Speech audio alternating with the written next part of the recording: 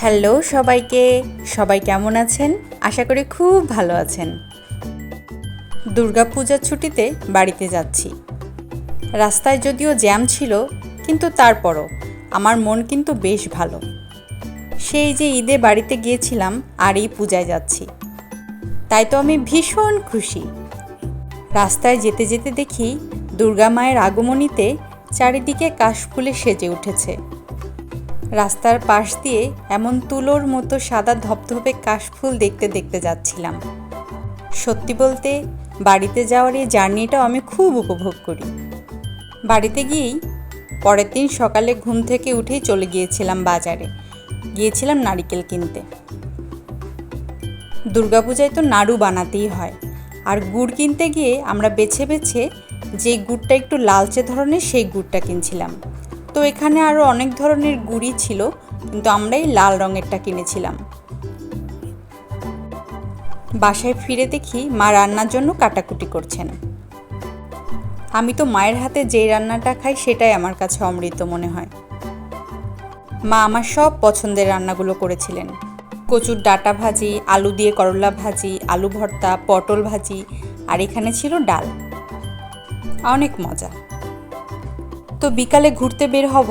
ঢাকায় যেহেতু আমি একাই শাড়ি পরি, মা বলছিলেন যে আসো তোমার শাড়িটা আমি পরিয়ে দিই। শাড়ি পরে রেডি হয়ে আমি আর আমার ছোট ভাই যাচ্ছিলাম আমাদের পিসির বাসায়। আমার পিসিরা রাজবাড়িতে একটা বাড়ি বানিয়েছে, সেখানে আজকে পূজা হবে। প্রথম ঘরে ওঠার আগে যেই পূজাটা হয় সেই পূজা। যেহেতু আমার বেড়ে ওঠা রাজবাড়িতে, তো রাজবাড়ি শহরটা আমার প্রাণের শহর। তো সেখানে গিয়ে আমরা কিছু সময় ঘোরাঘুরি করলাম, তারপর শহরটা একটু ঘুরে দেখলাম। আসলে চেনা শহরের না অন্যরকম একটা ঘ্রাণ আছে, খুব বেশি মায়া।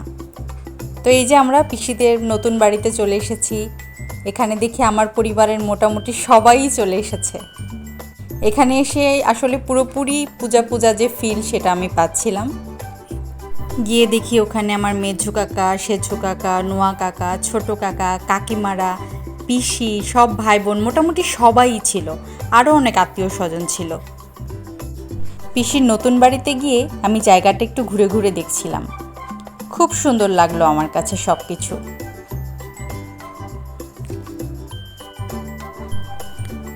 তো এই যে আমার কাকারা, পিসে মশাই, পিসি, আমার ছোট ভাই সবাই মিলে বসে কথা বলছিল। আমার খুব ভালো লাগছিল। এর পাশেই আমার মেঝো কাকার বাসা। তো মেঝো কাকা, কাকিমা, আমার ছোট দুটো ভাই সেখানে থাকে। এরপরেই কাকার বাসায় ঘুরতে গিয়েছিলাম। তো পিসি বলল আসো আসো পূজার প্রসাদ খেয়ে নাও। তো খাবার খেয়ে দিয়ে মেঝো কাকার বাসায় ঘুরতে গিয়েছিলাম। সেখানে গিয়ে দেখি অনেক সুন্দর একটা পালকি। আসলে এখনকার যুগে তো পালকি দেখাই যায় না। যাই হোক, এবারের পূজা অনেক আনন্দে কাটছে। আপনাদের কেমন কাটছে আমাকে জানাবেন। সবাই অনেক ভালো থাকবেন। টাটা।